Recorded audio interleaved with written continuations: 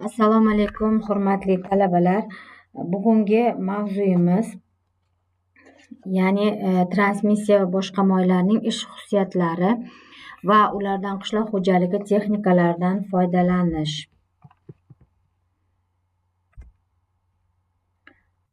Rejamiz: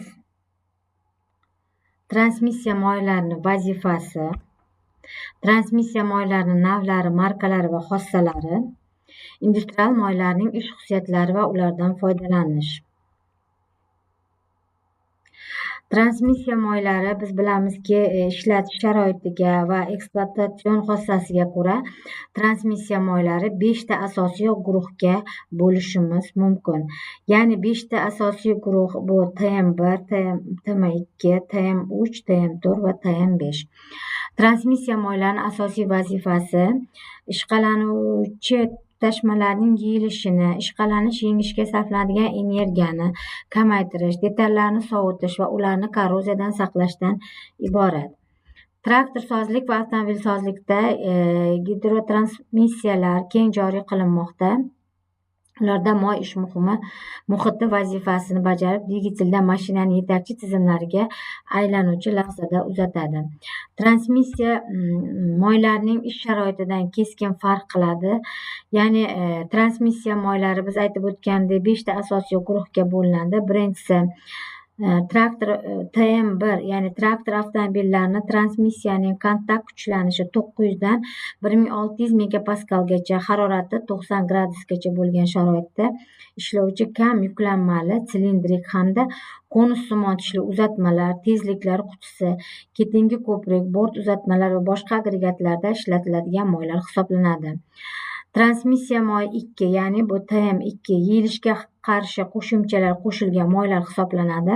Ular 2100 megapaskalgacha solishtirma bosim ostida va 130 gradusgacha bo'lgan haroratda ishlaydigan konussimon tishli uzatmalar uchun tavsiya qilinadi.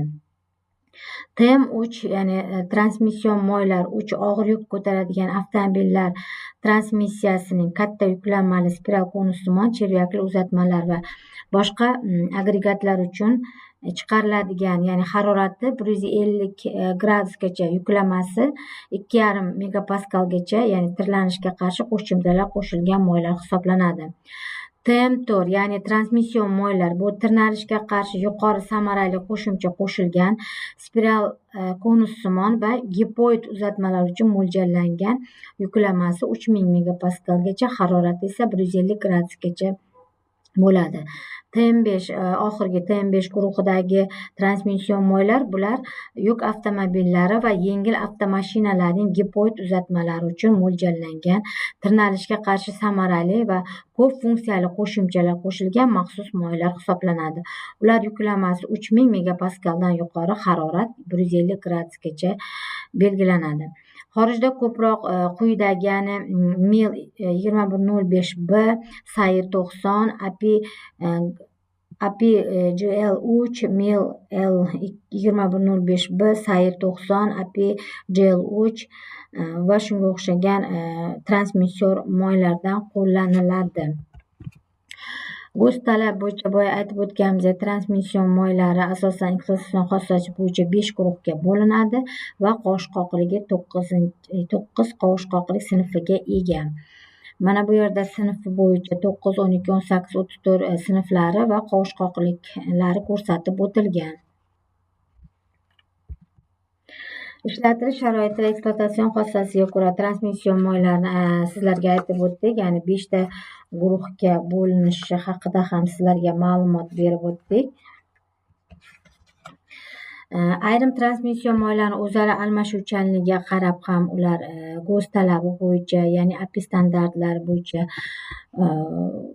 xususiyatlariga ega. Mana har bir guruhlari bo'yicha ham sizlarga tushunchalar berib o'tdik. Keyingisi industrial moylar jumlasiga bularda nazorat o'lchash apparatlari, asboblarni, metallga ishlov berish dastgohlarining podshipniklari, separatorlari va ishqalanuvchi juftlarini, sanoat uskunalarini, gidravlik qurilmalarini moylash uchun ishlatiladigan moylar bu industrial moylar hisoblanadi. Bu moylar 50-60 gradusdan kam bo'lmagan haroratda ishlaydi. Industrial moylarning foydalanish xossalarini belgilovchi eng muhim ko'rsatkich bu ularning qovushqoqligi. Ya'ni qovushqoqligi 50 gradus haroratda va 6 santitokisdan iborat bo'ladi. Quyida eng ko'p qo'llanadigan industrial moylarning tasnifi quyidagicha. Ya'ni I12A, I20A. I12A bu industrial 12-50 gradus haroratda qovushqoqlikka ega bo'ladi. A qo'shimchasi.